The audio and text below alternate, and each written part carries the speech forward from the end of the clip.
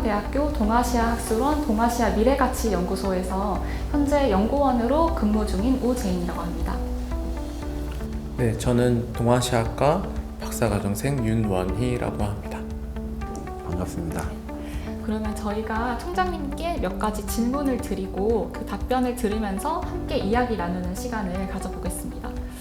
먼저 제가 총장님께 드릴 가장 첫 번째 질문은 바로 미래 가치에 대한 질문입니다.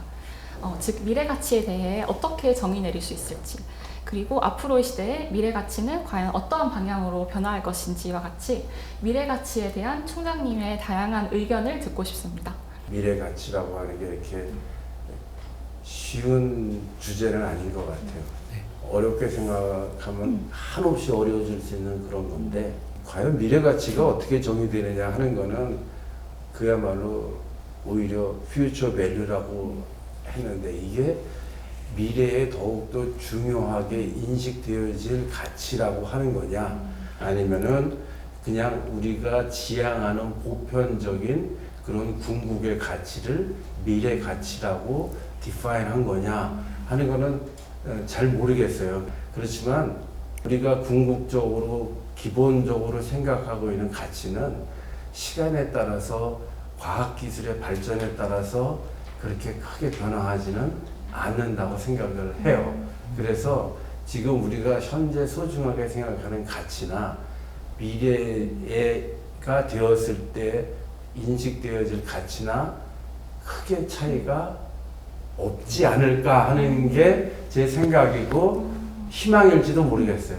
네, 저는 그렇게 생각을 하고 있고, 과연 그럴 때 어떤 것이 미래 가치가 될 것이냐 하는 것에서는 몇 가지를 좀 고민해 봤는데, 어떤 목적이라고 할까, 어떤 대상이 될 수 있는 그런 것도 가치로서 될 수 있겠고, 또 하나는 추구하고자 하는 자세에 관련된 것도 또 하나의 가치가 될 수 있지 않겠냐, 이렇게 생각이 들었어요. 그래서 과연 무엇이 가장 큰 가치일까?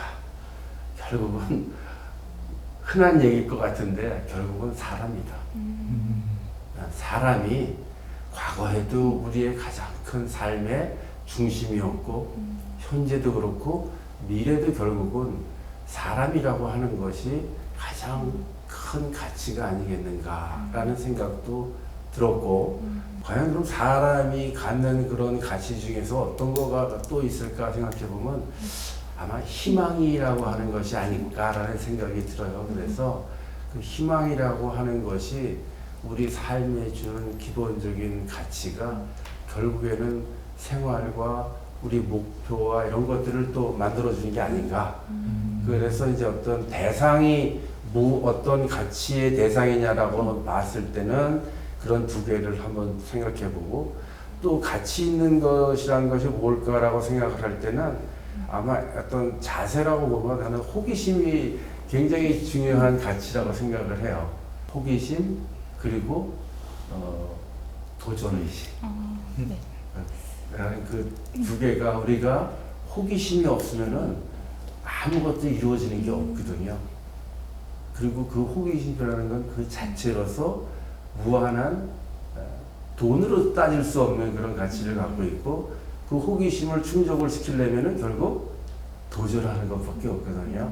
그래서 우리가 소위 얘기하는, 그러다 보니 인류와 미래 사회를 위한 담대한 도전이라고 하는 게, 인류와 미래 사회라고 하는 건 결국 사람일 것이고, 그 사람들이 꿈꿀 수 있는 희망을 위해서 우리가 무엇을 할 것인가 하는 호기심을 갖고 도전하는 게 아마 그렇게 맞지 않을까라는 생각이 들고 있어요. 그래서 이제 정리를 하자면, 다른 많은 가치도 중요하지만 사람이라는 것, 아주 근본적인 거죠. 예, 우리는 왜 사냐?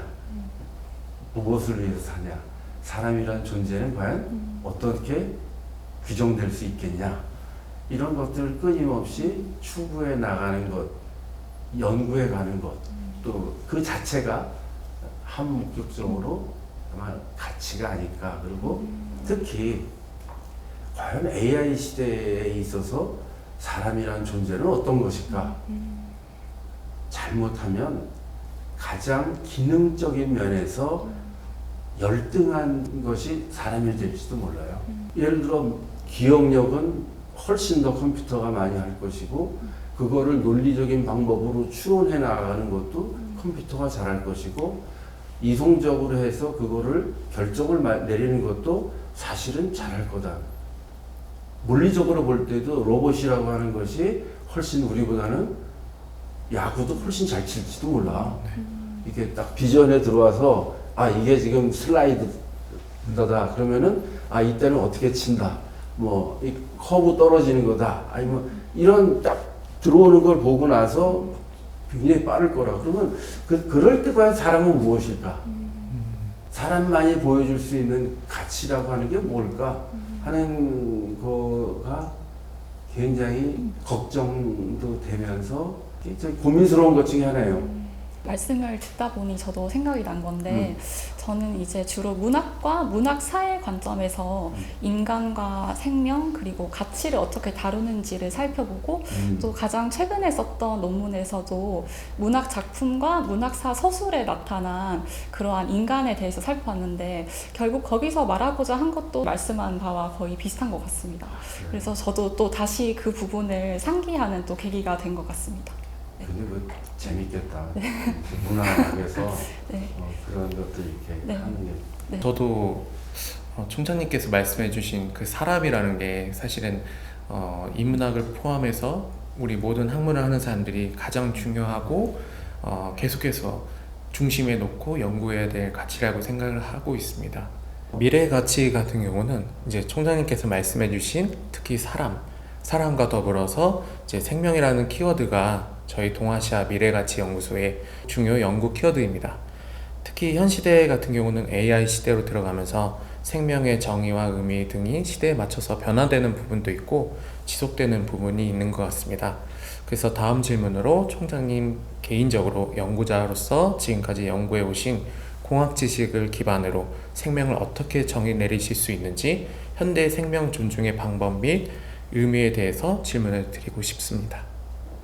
글쎄, 뭐 여태까지 해온 공학을 바탕으로 생명을 얘기하라 그러니까 좀 내가 전혀 생각지 못했던 질문인데 저는 생명이라고 하는 얘기를 들었을 때는 지극히 개인적으로 생각을 해요.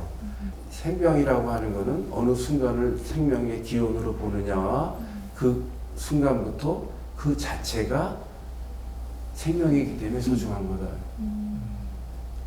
나는 그 지극히 개인적인 이건 거고 이거 공학적으로 얘기하면 근데 신기하긴 사실 그런 거고 그 생명이라는 거를 사람만 얘기를 했는데 사실은 좀 크게 보면 생물이라고 하는 것도 다 생명이에요. 근데 우리는 사람이 너무 복잡하고 바쁘니까 거기까지는 신경을 못 쓰는 거지. 그 식물들도 동물하고 똑같아요. 누가 그러더라고 식물학자가 단지 걸어 다닐 수 없을 뿐이지 느끼는 감정이나 뭐 이런 생체 이런 것들이 식물이나 동물이랑 똑같아. 근데 그 따지고 보면 동물도 식물도 다 생명체거든요. 근데 우리는 그거를 생명체라기보다는 그냥 생물이다라고 얘기를 하는 건데 개념을 넓혀서 생각을 좀 더 해보면 또 다른 생각들이 좀 많이 날 것 같아요. 근데 일단은 사람이라고 하는 것에 한정지어서 얘기를 한 것뿐이다. 저도 평소에 선배들과 함께 생명을 키워드로 매월 세미나를 진행하고 있는데 저희는 사실 주로 인문학적인 텍스트에 기반해서 그런 세미나를 진행하고 있습니다. 따라서 저희도 사학과 철학 그리고 당연히 공학과 여러 자연과학까지 배워야 할 필요성을 느끼는데 오늘 총장님의 말씀을 듣고 또 다시 그걸 한번 생각하게 되고 공학은 필요 없구나. 그 생명을 어떻게 보는데 나도 거기 가보고 싶다. 네, 그 세미나 할 때 네. 저 인문사회학자들은 생명을 어떻게 보나 네. 뭐 인지적으로 보는 건가 뭐 이런 여러 가지 또 있을 것 같은데 네. 공학적 관점에서는 공학은 단순하거든. 난 단순하게 얘기해. 다음에 한번 저희가 모시겠습니다. 아니, 들어보러 갈게요. 네, 감사합니다. 네. 다음에 또 기회를 마련해서 총장님을 모시고 또 더 다양한 이야기를 나눌 수 있는 시간이 있었으면 쉬는 얘기. 좋겠습니다. 네, 너무 감사합니다. 예, 고맙습니다. 감사합니다.